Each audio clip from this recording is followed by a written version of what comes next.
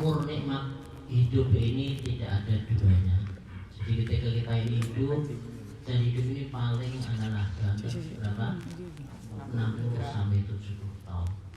Jadi detik demi detik nafas kita satu keluar satu masuk, ini adalah yang akan menentukan kita, nasib kita untuk hidup selama di akhirat. Jadi hidup ini sangat penting sekali. Karena apa ya, detik demi detik ini akan berpengaruh, akan sebagai standar kita nanti bahagia atau tidak ketika di akhirat. Jadi dunia ini adalah pada dasarnya adalah sarana ya. Jadi tidak tercela jika dia ini akan membawa kita bahagia di akhirat. Jadi sangat berharga sekali hidup ini. Jadi detik demi detik akan mengaruhi, akan berpengaruh besar terhadap kehidupan kita yang selamanya. Jadi orang-orang yang arif billah, orang yang betul-betul kenal dengan Allah, ini sangat menilai. Jadi satu napas ini sangat bernilai di hadapan Allah nanti ketika di akhirat. Dan waktu yang lewat ini adalah saking berharganya. Waktu yang lewat ini tidak akan kembali lagi. Maka begitu besar waktu ini bagi orang-orang yang memahami. Jadi ketika kita masih hidup ini adalah sangat luar biasa. Karena apa? Karena Imam Ghazali ini dalam kitabnya mengatakan bahwa kalaulah kita ini kepingin merasa nikmatnya hidup ini, kita ini coba-coba atau seringlah untuk pergi ke kuburan. Terus kita di situ serang diri, terus kita memikirkan di orang sebanyak yang sudah dibumikan, sudah dikubur di bawah sini, ini adalah mereka ini yang kepingin, ya Allah hidupkan aku untuk sesaat nanti ke dunia. Dia orang kafir sedetik saja, 1 menit saja untuk mengucapkan syahadat. Ketika orang-orang yang fasik, orang yang berharga pada Allah, kepingin ngobrol gitu beramal soleh. Kita ini kok masih dikasih kesempatan oleh Allah yang beribu berjuta orang yang sudah mati, kepingin kepada kenikmatan hiduplah. Jadi marilah kita sama-sama untuk memperbaiki nilai daripada hidup kita. Salah satunya adalah kita menghadiri majelis. Tujuannya apa? Kita ini lebih mengenalkan diri kepada Allah Subhanahu wa taala. Karena apa? Ketika ini sudah kenal dengan Allah Subhanahu betul-betul, kita ini pasti akan bahagia. Dalam kitab-kitab disebutkan la al-arman arufa billahi la yakunu lahu ghamun abada. Jadi barang siapa yang sudah kenal Allah Subhanahu wa taala betul-betul, la yakunu lahu, maka tidak ada baginya ghamun. Ghamun ini adalah rasa prihatin abadan selamanya. Alias apa? Bahagia terus. Ini bagi orang yang sudah kenal dengan Allah. Jadi kita menghadiri majelis, menghadiri taklim ini agar kita ini lebih kenal dengan Allah Subhanahu wa taala. Kalau kita ini sedih, kalau kita ini merasa pikiran kacau, galau, ini karena apa? Kita ini belum sekenal-kenalnya dengan Allah Subhanahu wa taala. Jadi ketika orang yang sudah kenal dengan Allah, dalam bahasa tasawufnya ini Syekh Mikon, ma'rifat. Bahasa tasawuf bahasa ma'rifat. Artinya ma'rifat itu kenal. Kamu sudah kenal Bupati? Sudah. Kamu sudah kenal si A? Kenal dalam bahasa kitabnya adalah ma'rifat. Kenal. Jadi kita semakin kenal, kalau kita sudah kenal dengan Allah, hidup ini enak. Jadi para Allah itu mengapa mereka la khaufun alaihim wa la yahzanun, mereka tidak ada rasa khawatir, tidak ada bersedih. Karena apa? Sudah kenal dengan Allah Subhanahu wa taala. Sehingga nanti di akhir nanti orang yang masuk surga ini ada orang yang masuk surga tanpa hisab. Karena apa? Dia sudah dikenal oleh Allah Subhanahu wa taala. Sudah kenal dengan Allah, karena Allah pun sudah kenal. Saking kenalnya sudah langsung, tidak usah dihisab, tidak usah dihitung amalnya, sudah usah mampir dulu, langsung silakan masuk ke surga. Karena apa? Sudah saking kenal Tujuan kita di dunia ini contohnya adalah kita sudah ada jenderal, sudah mungkin apa namanya Kapolres atau Kapolda, kita sudah kenal, sudah plek, terus kita sudah ada bawa apa-apa, sudah, wah itu sudah kenal aku, itu sudah lewat saja itu gambaran tidak di dunia. Apalagi kita ini dikenal oleh Sang Pencipta. Jadi tujuan kita ini menghadiri majelis taklim agar apa? Kita ini lebih kenal dengan Allah Subhanahu wa Ta'ala. Jadi ketika orang sudah kenal dengan Allah, itu hubungannya langsung dengan Allah Subhanahu wa Ta'ala. Jadi hamba-hamba ini harus mikirnya ini adalah makhluk Allah, tidak punya apa-apa, tidak ada efek sedikit pun dengan kita. Jadi ini dicontohkan ya, sekarang kenal Gus Bah ya. Jadi dulu ini kalau saya dulu Ustaz semua kita nyetel ya Ustaz semua, sekarang Gus Bah ganti Gus Bah. Memang menarik itu. Jadi hafalan kuat, terus yes, pokoknya hafalan Quran, hafal hadis banyak, terus daya ingatnya kuat sekali. Masya Allah sudah datang ini ada dia nanti kalau bisa pertanyaan ini. Alhamdulillah. Jadi dicontohkan beliau. Jadi kisah Imam Ahmad ini suatu saat ini adalah termasuk bin Hambal ya, kenalnya ya ini karena dia kenal dengan Allah, hidup ini santai. Suatu saat dia ini dipanggil tetangganya, ya Imam Ahmad kemarinlah datang ke rumahku. Namanya Imam Ahmad, Yai besar, tahu diundang oleh tetangganya bagaimana? Dia datang. Terus ketika datang sudah rumahnya, oh maaf Yai Ahmad dan jadi begitu pola. Terus akhirnya dia balik. Setelah itu dipanggil lagi, ya Imam Ahmad, aku kepengen engkau ke rumah aku, ada sesuatu. Dipanggil lagi 2 kali. Oh Imam Ahmad tidak jadi sampai 3 kali. Kalau kita bagaimana?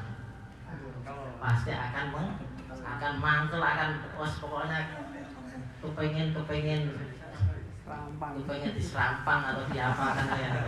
Tapi Imam Ahmad santai, tersenyum saja biasa. Akhirnya si yang undang tadi kebingungan. Imam si Ahmad, Yai Ahmad, aku panggil jenengan 3 kali kok engkau santai saja. Loh, aku ini memang melaksanakan perintah Allah SWT, bahwa barang siapa beriman kepada Allah, maka dari dia ini memuliakan tetangga. Jadi engkau undang aku, ya aku melaksanakan perintah Allah, hubunganku dengan Allah, aku pengen beramal soleh. Itu yang terjadi, ya alhamdulillah sudah melaksanakan perintah Allah. Itu kan 2 kali aku melaksanakan perintah Allah. Jadi kamu menyakitkan tidak ada hubungannya. Aku ini pokoknya aku dapat ganjaran melaksanakan perintah Allah dengan sebaik-baiknya. Karena apa? Ketika orang mukmin ini ketika dipanggil tetangganya disuruh untuk menghadap, disuruh untuk memenuhi daripada panggilannya, undangannya. Jadi hubunganku dengan Allah Subhanahu wa Ta'ala. Jadi manusia ini ya sebagai dia ini adalah memang perantara saja. Kita yang disakiti ya alhamdulillah, kenapa?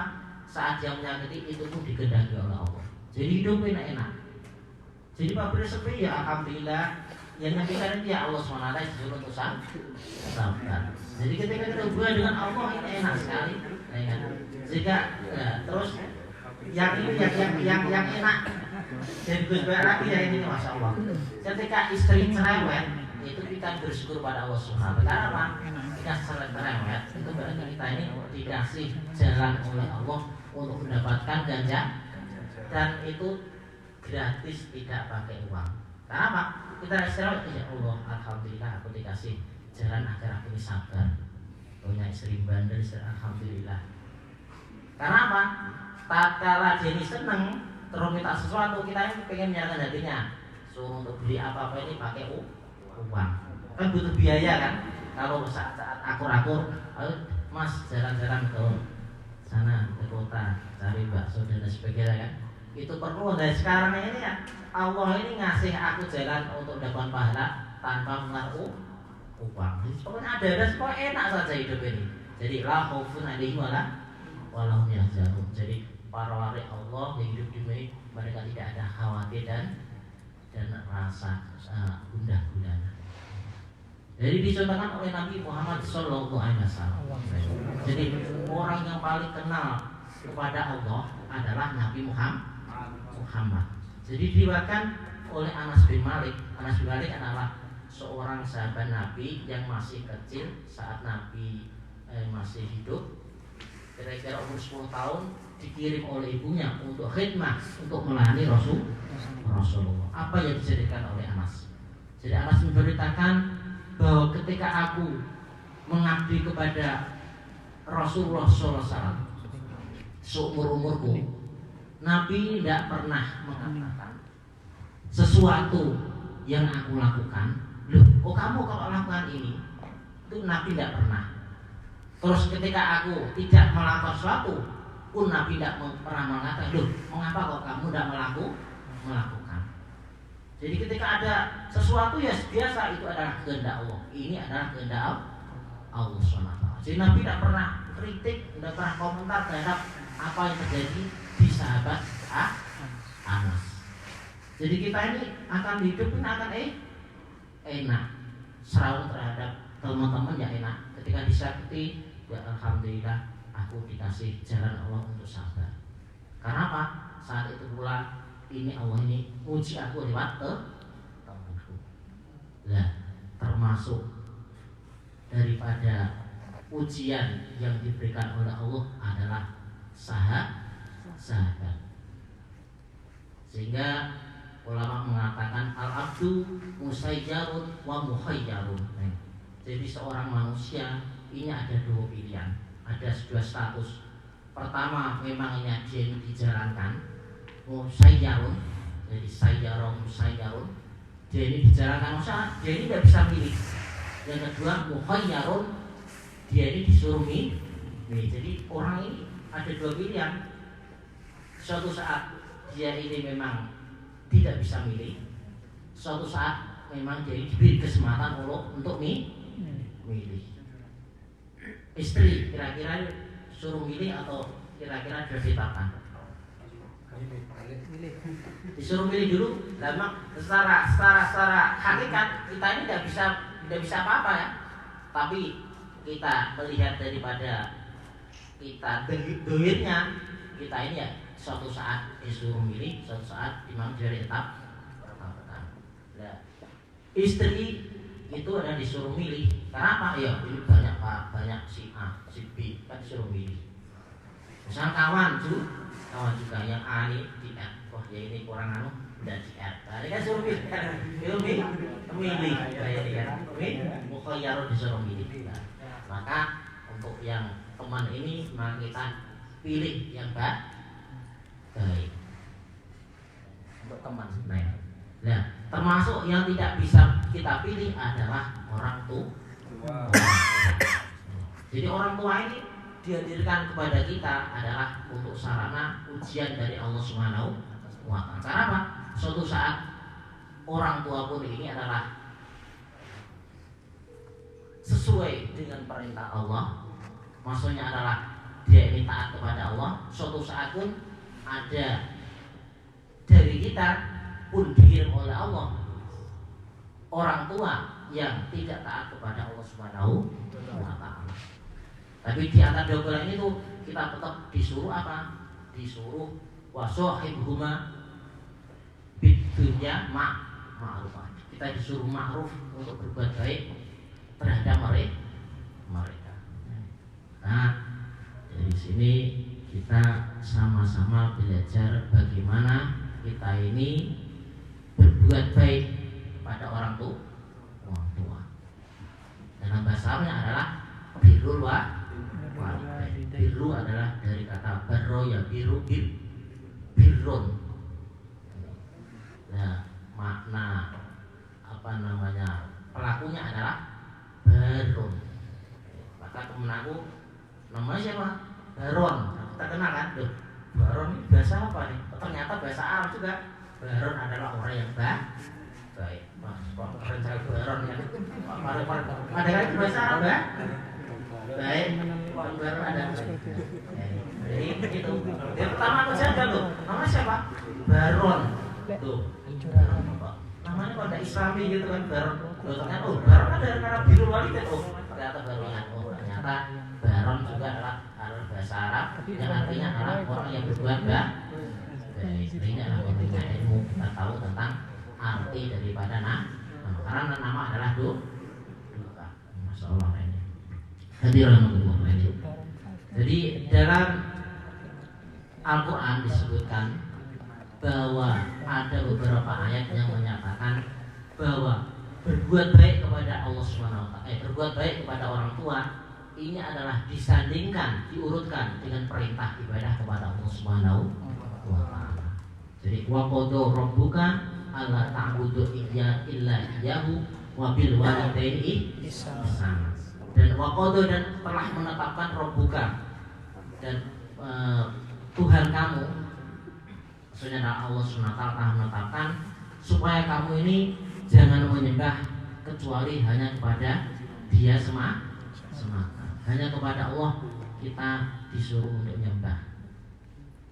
Terus setelah itu wabil walidaini ihsana, dan kepada orang tua untuk berbuat baik.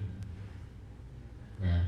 Pertama Allah ini menyuruh kita untuk beribadah kepada Allah. Ini adalah tugas kita, pokok kita diciptakan oleh Allah adalah untuk beribadah kepada Allah. Dan ternyata Allah menundukkan untuk berbuat baik kepada orang tua adalah prioritas yang kedua. Jadi ulama mengatakan seandainya dalam Al-Quran itu tidak disebutkan berbuat baik kepada orang tua adalah merupakan amal ibadah terpenting, secara akal kita pun secara logika akal sehat menyatakan bahwa orang ini harus terima kasih terhadap orang yang telah berbuat baik pada kita. Sedangkan orang tua adalah orang yang paling berbuat baik, orang yang paling berjasa kepada kita. Sehingga dikatakan dalam suatu riwayat bahwa ketika suatu saat sahabat Ibnu Umar radhiyallahu anhu, Abdullah bin Umar, ada seorang laki-laki telah melaksanakan ibadah haji atau umroh. Terus dia ini tidak sendirian bersama dengan ibunya. Dia ini tidak dinaikkan pesawat, tapi digendong dari kampung halaman. Bisa kita bayangkan menggendong seorang ibu dari kampung halamannya sampai melaksanakan tawaf, terus sa'i, terus tahalul dan sebagainya. Terus dia berkata, ya Ibnu Umar, ketika aku melaksanakan ini dengan ikhlas, apakah aku sudah bisa membandingi atau disebut berbuat baik birrul walidaini dengan maksimal? Lah, ini jawab Ibnu Umar, belum apa-apa. Padahal itu ibadah yang sangat mulia dan penuh penderitaan. Digendong dari rumah sampai Mekah, terus disuruh tawaf, terus sa'i, digendong terus itu belum apa-apa, belum membandingi satu darah yang telah dikeluarkan ketika melahirkan Isa. Rasulullah mengatakan bahwa seorang laki-laki ketika memberi makan, memberi nafkah, sandang pangan kepada ibunya, apakah ini sudah disebut bisa berbakti kepada orang tua secara maksimal? Ini dijawab oleh seorang ulama bahwa ini adalah belum apa-apa, satu dari 100%. Jadi 1% dari para 100 ini belum bisa membandingi, belum dikatakan bisa berbakti kepada orang tua. Masya Allah. Jadi ketika cemakan seumur hidup kepada orang tua, masih pokoknya kebutuhan ini belum apa-apa, belum 1%-nya berbuat baik kepada orang tua. Sehingga pentingnya berbuat baik kepada orang tua ini Allah menyatakan di dalam sabda Nabi Muhammad SAW bahwa ridallahi fi ridal walidain wa suhtullahi fi suhtil walidain. Jadi ridha Allah ini tergantung ridhonya orang tua dan murkanya Allah ini pun ada pada murka orang tua. Sehingga kita ini telah sering mendengar ustaz-ustaz atau penceramah mengenai kisah Alqamah. Sudah pernah dengar? Ada yang dengar, ada yang belum. Kisahnya Bedomin namanya. Jadi Alqamah ini adalah seorang yang rajin beribadah. Ya memang ya para sahabat mereka adalah rajin beribadah. Karena apa? Karena nur kenabian ini adalah berpengaruh terhadap teman-temannya Nabi yang disebut sahabat. Nah, ini. Jadi ketika melihat Nabi saja sudah dapat keberkahan. Sehingga saat itu ya sangat beruntung sekali para sahabat. Sehingga orang kurun yang paling terbaik adalah kurun para sahabat. Karena apa? Masih keturunan, masih kecepatan nur langsung dari Nabi Muhammad SAW. Jadi Alqamah ini adalah termasuk orang yang taat kepada Allah Subhanahu Wa Taala, sangat hebat ketaatan kepada Allah.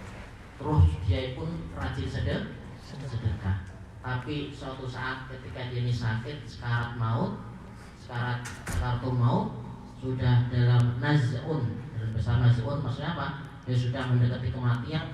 Dia ini ditalkin oleh para sahabat termasuk istrinya, qul la ilaha illallah, katakanlah ilah. Tapi apa? Dia ini tidak bisa. Aku tidak bisa. Jadi walaupun kita ini sering mengucapkan la ilaha illallah, ketika nanti di akhir penghidupan ini sangat sulit bagi orang yang tidak dimudahkan oleh Allah. Walaupun kita sudah hafal ya dia kan, sahabatnya sudah hafal ya la ilaha illallah hafal. Tapi saat nanti sakit maut ini adalah kita ini sangat berat sekali ketika kita ini betul-betul tidak ada hidayah dari Allah Subhanahu Wa Taala. Maka kesunatannya adalah kita ini disuruh untuk makin apa? Ngajar marahi. Seperti kita ini, la ilaha illallah. Ini sangat bantu karena ini adalah termasuk amalan yang diperintahkan oleh Nabi Muhammad SAW. Jadi la ilaha illallah. Maka tatkala kita ini punya orang yang saudara yang sudah mendekati mati, maka kita disuruh untuk la ilaha. Tapi ulama mengatakan ketika la ilaha dirasa berat bagi orang awam, cukup Allah saja. Karena apa? Takut banyak la ilaha. Karena apa? La ilaha ini ada dua kalimat ya. La ilaha sama illallah. Tidak ada Tuhan selain Allah. Kalau la ilaha illallah tok ini bahaya. Karena tidak ada Tuhan mandek. Nah, ulama Nusantara jadi mengajarkan ketika kita ini mengajarkan orang awam, takutnya berhenti di tengah jalan, langsung kita ngajarkan Allah saja, biar singkat tetapi tetap maknanya sama. Ini. Jadi Allah saja untuk menyingkat dan menghilangkan kekhawatiran kalau putus di tengah jalan. Allah saja. Bagaimana misalnya? Jadi Alqamah suruh la ilaha tidak bisa. Akhirnya apa? Dia isuan kepada Nabi. Ya Nabi Allah, ini Alqamah kok tidak bisa mengucapkan la Allah padahal dia ini sudah mendekati kematian. Akhirnya apa? Terus Nabi menyuruh Bilal sahabat yang lainnya untuk menjenguknya. Sama-sama akhirnya apa? Dia tidak bisa juga. Akhirnya Nabi Muhammad SAW ini berkata, apakah dia ini masih punya orang tua? Masih ya Rasulullah, dia ini adalah masih punya ibu yang sudah tua sangat sepuh sekali. Coba suar kepadanya. Akhirnya ditanya, ya ibu, apakah kamu punya masalah dengan si anakmu Alqamah ini? Si ibu tadi pura-pura tidak ada masalah. Orang jawab itu, tidak ada masalah Rasulullah. Betul? Akhirnya dia ini agak mengaku, sebenarnya tidak ada masalah, tetapi dia ini masih ada yang mengganjal di hatiku. Akhirnya apa? Coba maafkan ibu Alqamah biar dia ini bisa mengucapkan la ilaha illallah dengan lancar. Akhirnya apa? Akhirnya si ibu tadi masih tidak belum plong, masih ada apa namanya ganjel, pokoknya masih kayak suatu dendam gitulah. Karena apa? Dia pernah melukai hatiku. Ini adalah ibundanya. Akhirnya apa? Kalau kamu belum bisa maafkan, akan dibakar Alqamah ini. Akhirnya apa? Nabi Muhammad menyuruh sahabatnya Bilal dan lainnya untuk mengumpulkan kayu bakar. Bakar aja sebelum kematian, dibakar saja. Agar apa? Dia ini lebih ringan ketika nanti daripada dibakar di akhirat. Akhirnya apa? Ketika seorang ibu, namanya ibu kan, jadi ibu ini adalah orang tua. Ini adalah tego larangnya, orang tego matinya. Dari dulu sampai sekarang begitu ya. Orang tua ini tidak tega kalau anaknya ini mati. Mungkin dia ini tega kalau dia sakit-sakitan, tapi kalau kematian dia tidak tega. Akhirnya dia terus terang, ya Rasulullah, dulu dia ini sebetulnya pernah menyakiti aku. Maksudnya apa? Dia ini setelah punya istri, dia ternyata lebih mementingkan istrinya ketimbang kebutuhan tentang kehidupan dan keadaanku. Dia ini telah mementingkan istrinya. Nah ini yang punya istri, hati-hati ini. Wih, jangan takut kok. Kalau itu udah punya istri, salah juga. Tetap harus cepat punya istri. Terus akhirnya apa? Nih, jadi akhirnya ya sudah, aku maafkan dia. Ya, setelah itu akhirnya apa? Berkat kemaafan atau dimaafkan oleh ibunya ini, Alqamah akhirnya bisa mengucapkan la ilaha illallah. Akhirnya apa ya? Husnul khotimah. Jadi di sini pelajaran kita ambil bahwa ketika kita membuat seorang ibu, orang tua khususnya adalah ibu sakit hati, ini bisa menutupi atau membuat kita ini su'ul khotimah. Naudzubillah min dzalik. Jadi orang yang beribadah tekun sekalipun beribadahnya tiap malam, puasa tiap hari, sedekahnya tiap hari, terus sedekahnya itu banyak pula, tetap kalaulah dia ini punya rasa, punya amalan, punya kata-kata yang dulu menyakitkan orang tua, terutama ibu, ini bisa menutupi daripada syahadat la ilaha illallah. Sehingga ulama mengatakan bahwa orang yang telah mementingkan istrinya ketimbang orang tuanya, ini jadi dapat laknat Allah Subhanahu wa taala. Maka hati-hati. Maka dari itu ketika kita ini pilih calon istri, setidaknya apa? Setidaknya sesuai pilihan daripada orang tua kita. Minimal kita ini tidak ada crash ya. Jadi kalau sudah dari awal sudah tidak disukai, ya kita ini pasti akan apa? Ya sebenarnya hidup tidak tenang ya. Diajak ke rumah ya sudah enak, diajak jauh nanti di mana lah. Minimal kita sebelum jatuh cinta ya orang tua kita jatuh cinta juga. Ya kan? Maksudnya apa ya, cocok gitu kan. Jadi jangan langsung kita ini pilih yang sekiranya jauh daripada pilihan orang tua. Nah ini memang adalah apa ya, cobaan kita. Dunia ini cobaannya. Pas kita sudah senang, sudah cinta kan, ternyata orang tua tidak cinta ya. Maka dari itu bagaimana kita melakukan antara pilihan kita dengan pilihan orang tua, biar kesananya nanti adalah tenang. Ya, jadi itu adalah pilihan kita. Kalau orang tua tidak bisa milih kan, kita ini sudah lahir proses orang tua ya hidup itu dua orang ini, tapi istri masih diusahakan, bisa diusahakan, pilih yang terbaik. Nanti rahmatullah. Ini adalah kisah Alqamah. Jadi ketika kita ini punya dosa atau kesalahan terhadap orang tua, ini bisa menyebabkan kita ini sulit untuk mengucapkan la ilaha illallah ketika nanti di akhirat hayat. Padahal kita ini ingin mati dalam keadaan mengucapkan la ilaha illallah. Karena apa? Kita mengucapkan la ilaha illallah, kita khulal jannah, ayat apa? Ma'asabikin, bersama orang-orang yang dulu masuk surga. Jadi orang mukmin walaupun dia ini akhir hayat tidak mengucapkan la ilaha illallah, tetap dia ini masuk surga. Lah, hadis itu dinyatakan, ditafsiri bahwa barang siapa di akhir hayatnya mengucapkan la ilaha illallah, dia masuk surga. Maksudnya apa? Dia ini bersama orang-orang yang dulu masuk surga. Ini keutamaan.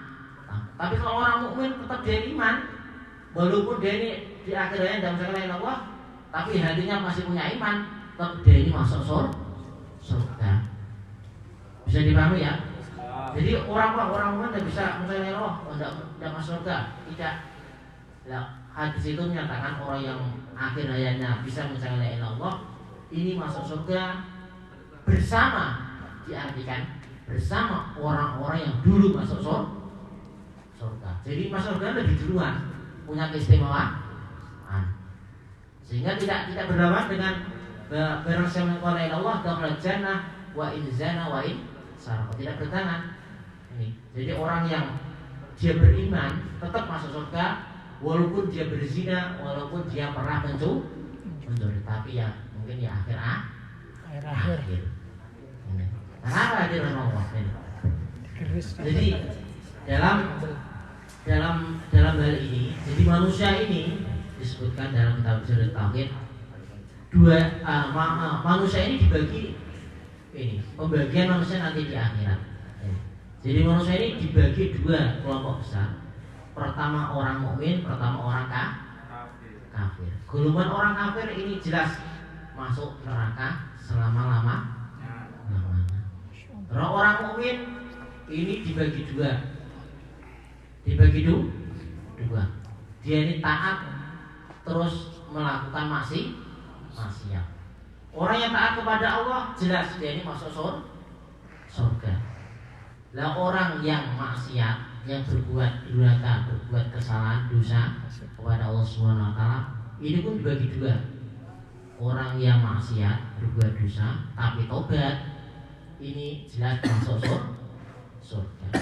Lah orang yang tidak taat, orang yang maksiat, orang berbuat dosa tapi belum tobat di akhir hayatnya, ini terserah Allah, diserahkan kepada Allah.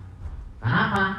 Karena Allah berfirman yu'adzibu may yasha wa yaghfiru liman yasha. Boleh jadi dia ini disiksa dulu karena tidak diampuni, boleh jadi langsung diampuni, langsung masuk surga. Tetap masuk surga. Kalau dia ini masuk neraka sementara, tapi sementaranya ini adalah mungkin ya 100 tahun, mungkin 1000 tahun, mungkin 7.000 tahun atau lebih. Dicuci dulu. Kenapa? Dosa ini adalah seperti karat ya. Dosanya seperti karat, agar dia bersih. Dan surga ini tidak menerima orang yang masih punya karatan. Ketika masih karatan tidak, dicuci dulu di neraka. Nah, kita ini kira-kira di mana? Kira-kira kita ini masuk orang yang taat terus, kira-kira masuk tidak ini? Masuk. Oh, masuk. Makan dosa berarti. Oh, hebat ya, jangan makan dosa ya. Jadi orang berarti hebat ya, wali Allah tidak pernah makan dosa. Wali saja ini melakukan dosa pernah, tapi dia ini di mahfud, ketika dia ini kepleset langsung bertobat kepada Allah Subhanahu. Ini adalah wali Allah. Nah, kita ini ya tadi ya golongan orang yang buat dosa, ya taat. Tapi kita punya pilihan, kita tobat atau tidak. Ya. Kalau tidak tobat, ya nanti terserah Allah. Ya boleh jadi kita dicuci dulu. Nah, kalau kita kepingin dari dicuci, ya harus cepat tobat. Jadi tobat ini adalah wajib bagi kita dari segala dosa. Walaupun dosa kecil besar kita wajib tobat. Tobat itu hukumnya adalah harus disegerakan. Segera. Ini adalah hukumnya wajib. Tobatnya wajib. Jadi kita segera tobat ini wajib. Jadi kalau kita nunda-nunda tobat, ini adalah kita dua dosa, kita belum tobat ya, kita ngende-ngende itu dosa, harus disegerakan. Karena dosa harus istighfar, astagfirullah. Kenapa? Bisa jadi kita saat tobat kita mati, maka kita cepat-cepat tobat. Walaupun kita ada peluang untuk maksiat lagi, tapi kita harus cepat-cepat tobat, cepat-cepat minta ampun kepada Allah. Kenapa? Bulu jadi suatu tobat itu adalah di akhir hayat kita. Kenapa? Karena hati ini akan balik di sana, ke sini, ke maksiat, kita perlu cepat tobat terus, tobat astagfirullah. Kita yang sholat, kita diajarin astagfirullah. Jadi kita ini menyegerakan tobat dengan segera-geranya. Hadir rahmatullah. Itu adalah pentingnya kita ini birrul walidain. Terus hadis Nabi Muhammad SAW dalam riwayat lain mengatakan bahwa kullu dzambin, dari setiap dosa ini adalah yuakhiruhu adabahu ila yaumil qiyamah. Jadi setiap dosa, mafhumnya adalah bahwa setiap dosa yang kita lakukan ini nanti siksanya diakhirkan nanti ketika di hari kiamat di akhirat. Kecuali ada satu, illa uququl walidain, kecuali dia dosa ini adalah berhubungan ketika durhaka kepada orang tua. Jadi seluruh dosa ini adabnya, siksanya diakhirkan setelah kita mati atau kita nanti sudah di akhirat. Tapi ada satu dosa yang disegerakan Allah ketika di dunia, yaitu apa? Durhaka kepada orang tua. Harus kita camat kalau kita ingin bahagia, harus menghindari dosa yang satu ini. Kenapa? Tadi satu dosa yang disegerakan siksanya di dunia sebelum di akhirat. Jadi walaupun orang ini punya harta melimpah, istrinya timlah-timlah. Timlah bagaimana? Biasanya timlah. Rumah tingkat mewah. Terus apa lagi kira-kira? Mobil dan sawah, sedan dan sawah berlimpah ruah. Sebagian kelihatan kan bahagia kan, tapi kok dia ini pernah menyakiti orang tua, durhaka kepada orang tua, pasti dia ini akan nyungsep, tidak akan bahagia ketika di dunia. Maka tatkala itu kita harus introspeksi diri, muhasabah diri saat ini. Kalaulah kita ini ada sesuatu yang tidak selesai di dalam hidup kita, kita ada masalah terus, jadi coba kita renung seberapa besar kita ini berbuat baik, birrul walidain kepada orang tua kita. Jadi suatu saat, kisah pribadi sendiri suatu saat ketika dulu di Jakarta sebelum ke Korea ini kan, sekarang kan pakai Ranger itu kan. Nah ketika saya ini tes terus ngambil ijazah itu lolos, tapi kalau validasi itu tidak nampak. Jadi Rangernya ini tidak kelihatan. Sampai diulang sih, lolos kamu nanti duluan, nanti kita antri, kamu nanti akhir lah. Nah, terus dicoba lagi besoknya tidak kelihatan. Dan ternyata ada pengawasnya. Kamu coba telepon ibu kamu sana, kamu punya dosa ya. Mosok ya kan. Kaget saya ya. Kok dia itu ternyata kok sama ibu, sama orang tua. Wah mungkin bener ya, ini sama. Saya telepon pada orang tua minta restunya. Ternyata besoknya mau terbang, ternyata lolos ini. Padahal saat itu tidak bisa nih. Tapi pada dia ternyata kamu sana minta telepon, minta maaf sama orang tua. Ini kamu ada dosa ya. Loh. Kok dia ini kok tahu dalilnya ataupun tahu masalahnya atau misalnya nggak? Kok dia kok pada orang tua ini apa? Berarti intervensi mungkin aku ini ada kesalahan pada orang tua. Orang tua alhamdulillah bisa loh. Jadi suatu saat masalah kita tidak selesai ini mungkin jadi kita ini pernah ada ganjalan sesuatu yang menyangkut orang tua dan mereka belum ridho. Maka saat inilah kita introduksi diri ya. Jadi sebaik-baiknya kita berusaha. Saya ini belajar ya, sama-sama yang ngomong ini ya belum 100% bisa berbakti kepada orang tua. Sama belajar. Kenapa? dalam Al-Quran disebutkan ya ayyuhalladzina amanu taqullaha wa qulu qawlan sadida. Ya orang-orang beriman, katakan yang baik. Walaupun kita belum melaksanakan sholat Fardu, tetap kita ini dulu berkata yang baik. Kenapa? Allah memberikan balasan yuslih amalakum. Jadi Allah akan memperbaiki amal-amal kalian, perbuatan kalian. Nah, jadi ketika kita bisa bicara, ya semoga Allah ngasih islah, memperbaiki di sebelumnya. Namanya perbaikan sebenarnya ada baik kan.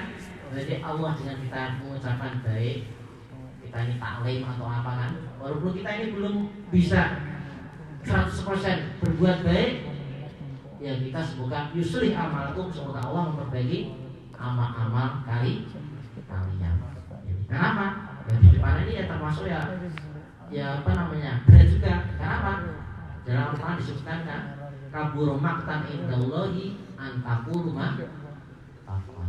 Jadi sungguh besar murka Allah ketika kamu berkata-kata apa yang tidak kamu kerjakan. Jadi kamu di depan itu sudah berat ya kan, berat juga kan. Tapi apa? Jadi dalam makalah lain disebutkan kan, dari Ibnu Hazm mengatakan, kalau seandainya orang dakwah ini nunggu orang ini bersih daripada dosa, maka di dunia ini sampai kiamat tidak ada orang yang mengajak kebaikan. Ya, karena itu saya memberikan diri untuk di depan. Walaupun di setengah lagi takut, karena apa tadi? Sungguh besar azab murka Allah ketika kamu mengucapkan apa-apa yang tidak kamu laksanakan. Ini depan ini berat ya, berat ya. Suatu saat dia neraka di sini, sebelah kiri, di sebelah kanan surga. Lah, kita tanyakan belajar. Jadi saya belajar salah, kalau belajar ya semoga diampuni. Jadi itu, jadi memang tatkala dalam Imam Ghazali mengatakan dalam kitabnya Ihya Ulumuddin mengatakan tadinya bahwa ingat dosa ini boleh, tapi jangan sampai ingat dosa itu menghalang kita berbuat baik. Kenapa? Itu adalah tipu daya setan. Jadi seorang yang melakukan pernah melakukan dosa, terus dia aku mau dosanya, aku takut di depan, aku takut jadi amir, aku belum sempurna, ini salah, ini setan. Kenapa? Itu tadi ketika kita tidak beramal setan tangan. Kenapa? Manusia ini tidak lepas dari yang adun. Jadi dosa ini adalah bawaan manusia yang penting kita ya semuanya istighfar kepada Allah Subhanahu wa Ta'ala. Jangan sampai menghalangi kita untuk berbuat baik, untuk lebih baik. Terus kita ingat belajar. Pokoknya kita menjadi pengurus apa kita ingatkan belajar semua. Jadi ngomong di Korea ajang sebagai lahan belajar. Suruh ke depan depan suruh bawa acara. Namanya belajar. Kenapa? Nanti di Indonesia belum pasti atau belum bisa dipastikan kita bisa di depan ini. Karena Pak ya kalah ya salah banyak kiai ya. Nah, umur di Quran ya, semuanya kita kesempatan untuk belajar. Karena mulai namanya di Ustaz nanti di kata kesbahan kan di Quran sudah jadi mufti dari Ustaz, nanti di Indonesia lagi dari anak produs ya bisa jadi juga kan. Kita tidak apa-apa ya, tidak apa. Karena apa ya kesempatan ini kita gunakan sebaik mungkin. Nanti rahmatullah. Nah, jadi intinya itu ya. Intinya adalah kita ini disuruh untuk berbuat baik sebaik-baiknya kepada orang tua. Jadi di akhir daripada kesempatan ini kita mengisahkan tentang orang yang berbakti kepada orang tua. Siapa namanya?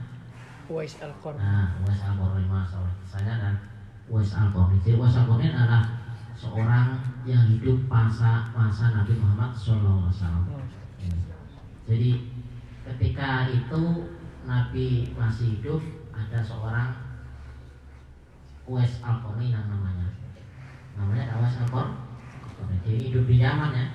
Jadi kira-kira orang yang hidup di zaman Nabi enggak ketemu Nabi, kira-kira bagaimana? Sungguh sayang sekali ya. Nabi hidup terus ada orang hidup. Dia ini beriman pada Nabi, tapi tidak sempat ketemu Nabi. Kira-kira sayang nggak? Kira-kira sayang. Sehingga dia ini tidak sahabat, tidak termasuk sahabat. Karena sahabat ini ada dua syarat.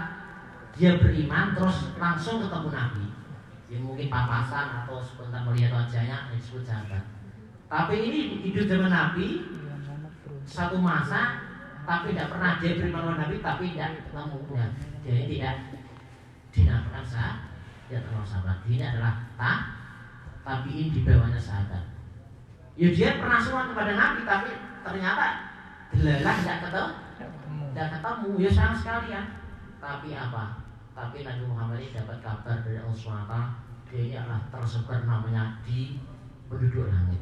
Masa jika penduduk langit sudah geger, maka Jibril malaikat itu namanya wasman hebat, namanya wasya hebat, namanya orang baik kan, sudah kita viral kan, wah misalnya Gus Ba, sana pun Gus Ba, sini nyetel Gus Ba, di sini buka YouTube ya Gus Ba, sedang viral, penduduk langit viral, wes Al-Qarni was, makanya apa? Suatu saat Nabi bersabda kepada sahabatnya, "Hai Umar, hai Ali, jika kamu ketemu dengan Uwais Al-Qarni, titipkan salamku kepadanya dan kamu minta doa lewatnya." Minta doanya, maksudnya doa kepada Allah lewat di ya. Bisa seperti kamu. Siapa tak kenal Umar nomor 2 saat itu, pertama Abu Bakar, kedua siapa tidak kenal Ali? Kok begitu besarnya derajat Uwais Al-Qarni yang sahabat senior pun disuruh minta doa kepada Uwais Al-Qarni. Kira-kira apa? Nah ini, kira-kira apa kelebihannya? Kan kalau sekarang kan loh, ustadz besar, kiai besar, kok suruh minta doa kepada orang yang tidak dikenal? Kira-kira gimana? Kan secara hal kan gengsi kan, tapi ini pun adalah sebagai jadi sebesar apapun tingkatnya, tetap kita ini tawadhu minta doa kepada seorang yang kelihatannya lebih rendah, kelihatannya kan mungkin rakyat jelata atau dia ini kiai pelanggar penceng biasanya gitu kan, jadi mungkin musola penceng atau masjid penceng kan, mungkin jadi dia ini bersih langsung, hatinya bersih langsung bisa berhubungan pada Allah Subhanahu.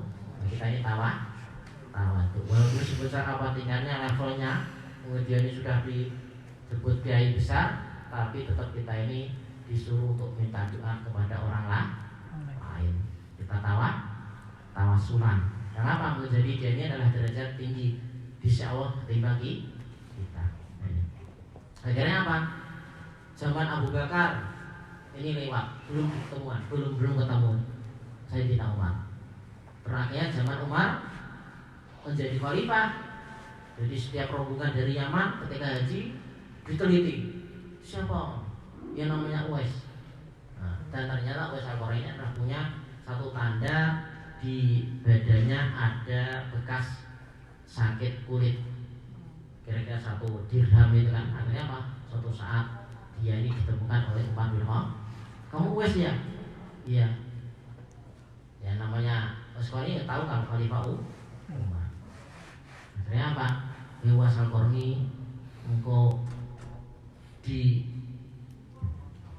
salam oleh Rasulullah SAW. Jadi aku dititipi Rasulullah SAW untuk menyampaikan salam dari Rasulullah.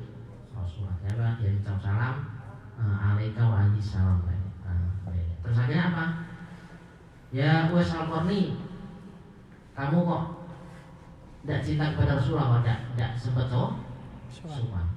Kenapa? Dia menceritakan kalau dia ini punya ibu yang tua renta. Jadi suatu saat dia ini minta izin kepada ibunya untuk soal kepada Rasulullah. Ternyata Rasulullah tidak di rumahnya. Yang ketemu ada Sayyidina Fatimah. Akhirnya apa? Karena dia ini ingat ibunya tua renta, saat itu dia ini minta izin untuk cepat kembali. Akhirnya apa? Dia tidak tega. Ketemu Rasulullah adalah merupakan perbuatan mulia, tapi dia ini pun punya ibu yang harus dibakti, harus dijaga. Dan pesan dari ibunya, kalau kamu sudah sampai Madinah, teruslah kembali. Yaman dan Madinah kira 400 km. Soalnya kenapa dia kembali? Dia lebih mementingkan ibunya ketimbang bertemu Rasulullah. Kenapa? Ingat pesan daripada ibunya. Makanya apa? Ya akhirnya dia muncul terus balik ke rumah, terus sampai meramut ibunya, sampai meninggal dunia, terus sampai zaman Khalifah Umar, jadi bertemu Umar. Dan akhirnya apa? Ya dia ini diminta untuk mendoakan si Umar dan juga Khalifah Umar dan juga Ali bin Abi Thalib tidak bersedia. Dan daripada Uwais Al-Qarni, walaupun dia ini orang jelata, orang yang kelihatannya miskin, tetapi dia mulia di sisi Allah SWT. Berkata apa? Baktinya kepada Rasulullah, kepada ibunya, sehingga di mata Rasulullah, di mata penduduk langit, dia ini istimewa. Itu adalah Uwais Al-Qarni. Jadi Al-Qarni ini adalah orang yang tidak dikenal. Masalah kenapa?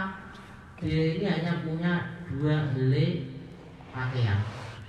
Kalau dia makannya cukup, dia ini ngumpah di sampah. Masa Allah ini. Jadi itu termasuk wali Allah yang tidak suka daripada ketenaran dan kekayaan. Ya, jangan ditiru sekarang ya. Sekarang ditiru namanya sudah tidak kawin nanti kamu. Jadi itu pun ada, kita tetap orang Islam ya ada seperti itu. Tapi ya tidak digembar-gemburkan juga. Kenapa? Kalau orang Islam zuhud semua seperti itu, wah, sungguh bahaya ketika zaman sekarang jadi orang itu zuhud semua, sudah pasal semua sudah. Gimana ya, orang umat Islam akan terkalah. Nah, itu pun boleh, tapi ya tidak untuk umum. Ya, 1-2 boleh lah. Tapi untuk kita kuat tak ya? Kuat ya? Kuat ya, enggak sudah nikah. Jadi orang ini punya level masing-masing, punya cara masing-masing. Tapi standarnya tetap kita ini bahwa harta ini tidak menghalangi untuk orang ini menjadi soleh. Jadi ketika harta itu bertambah, tapi ibadah kita bertambah kepada Allah, maka harta itu adalah bernilai ibadah. Sebaliknya, kalau kita tambah harta tapi tambah jauh dari Allah, akan menambah murka Allah Subhanahu wa Ta'ala. Itu ilmu saja, ilmu kan bagus ya. Tapi kalau kita ini tambah ilmu, kok tidak tambah hidayah, tidak tambah amal kepada Allah Subhanahu wa Ta'ala, maka kita ini akan tambah jauh dari Allah Subhanahu wa Ta'ala. Dari itu kita sama-sama belajar ya. Untuk belajar bagaimana kita tiap hari tambah bakti kepada orang tua, tambah amal soleh kita, agar kita ini betul bahagia di dunia wal akhirah. Cukup sekian ya dari saya. Bila kesalahan, saya mohon maaf karena sama belajar ya, lebih pandai, lebih alim, lebih kepada orang tua, sama-sama kita muhasabah diri untuk lebih memperbaiki diri. Jadi semoga dengan kita berkata-kata baik, maka kita ini justru amal akan diperbagi oleh Allah. Yang sebelumnya tidak soleh, sebelumnya tidak baik, akan berbagi, akan disolehkan oleh Allah SWT, akan menjadi orang yang lebih baik. Artinya apa? Artinya bahagia dunia akhirat. A'udzubillahi minasyaitonir rajim. Bismillahirrahmanirrahim. Allahumma shalli ala sayyidina Muhammad wa ala ali sayyidina Muhammad. Rabbana zalamna anfusana wa in lam taghfir lana wa tarhamna lanakunanna minal khasirin. La ilaha illa anta subhanaka inna kunna dhalimin. Ighfir lana dzunubana wa li walidina warhamhum kama rabbayana shighara. La as'aluka ya muslimin wa muslimat wal mu'minin wal mu'minat minhum wal amwat. Allahumma inna nas'aluka ridha jannah wa syafaatika nar. Allahumma nas'aluka ilman nafi'an rizqan halalan barakan wa taqabbal. Allahumma anfa'na bima 'allamtana wa 'allimna ma yanfa'una wa zidna ilman wa zidna ilman wa zidna ilman bi rahmatika ya arhamar rahimin. Allahumma 'inna 'ala dzikrika wa syukrika khushiban dzikruban taqabbal minna wassalamu wa tub 'alaina innaka antat tawwabur rahim. Rabbana atina fid dunya hasanah wa fil akhirati hasanah wa qina 'adzabannar. Wassallallahu ala sayyidina Muhammad walhamdulillahi rabbil alamin. Amin. Amin. Al-Fatihah.